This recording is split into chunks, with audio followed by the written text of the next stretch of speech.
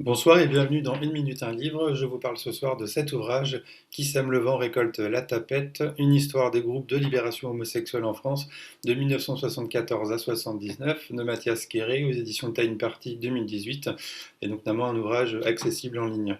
Alors un essai qui commence par Heureusement qu'on est pédé, sinon la vie serait bien triste de Jacques Prince, forcément ça commence bien.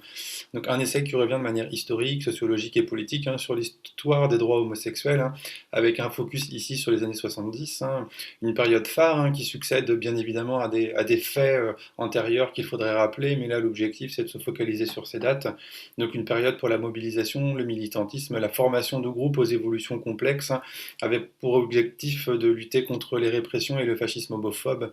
Donc on peut observer une succession d'avancées et de reflux, de progressisme et de conservatisme, de tensions internes, de questionnements, notamment sur le concept de communauté, jugé parfois trop figé, réducteur, au regard des réalités plus complexes, des ghettos, etc. Donc finalement un questionnement toujours actuel d'ailleurs. Il s'agit peut-être alors, pour écrire une histoire des groupes de libération homosexuelle, dit GLH, de chercher à comprendre pourquoi à un moment donné l'homosexualité se constitue en programme politique à part entière. Alors justement, je vous lis un extrait du rapport contre la normalité du Front homosexuel d'action révolutionnaire, donc dit phare, FHAR. Donc je vous lis un extrait. La répression existe à tous les niveaux, le bourrage de crâne de la propagande hétéro, on l'a subi depuis l'enfance. Elle a pour but d'extirper notre sexualité et de nous réintégrer dans le bercail naturel de la sacro-sainte famille, berceau de la chair à canon et de la plus-value capitaliste et stalino-socialiste. On continue à vivre cette répression quotidiennement en risquant le fichage, la prison, la proscription, les insultes, les casse-gueules, les sourires narquois. Les regards commiséreux, nous revendiquons notre statut de fléau social jusqu'à la destruction complète de tout impérialisme, à bas la société fric des hétéroflics, à bas la sexualité réduite à la famille procréatrice, au rôle actif-passif, arrêtons de raser les murs, pour des groupes d'autodéfense qui s'opposeront par la force au racisme sexuel des hétéroflics. Alors ce terme racisme, justement, sera repris dans le texte pour expliquer que c'était pas un emploi approprié, en tout cas dans l'expression complète.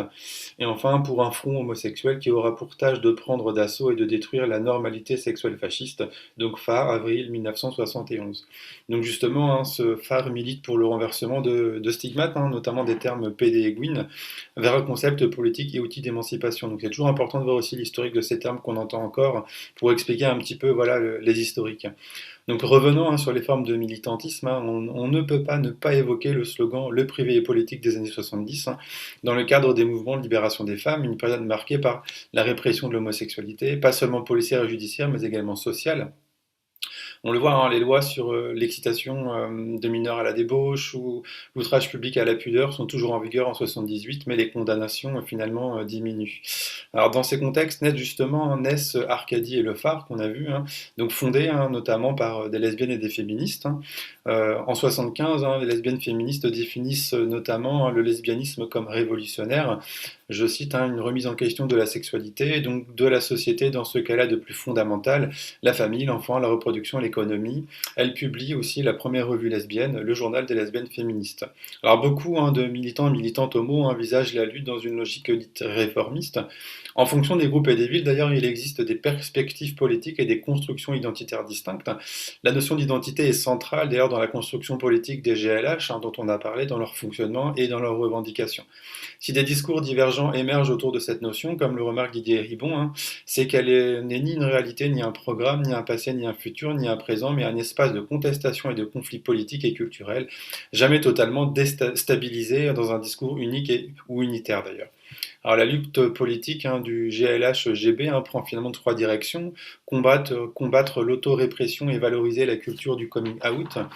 Deux points, sortir du ghetto faussement sécurisant où les pouvoirs publics nous confinent. Deux, recourir à la voie légale, agir pour qu'il n'existe plus aucune discrimination dans la loi comme dans les faits.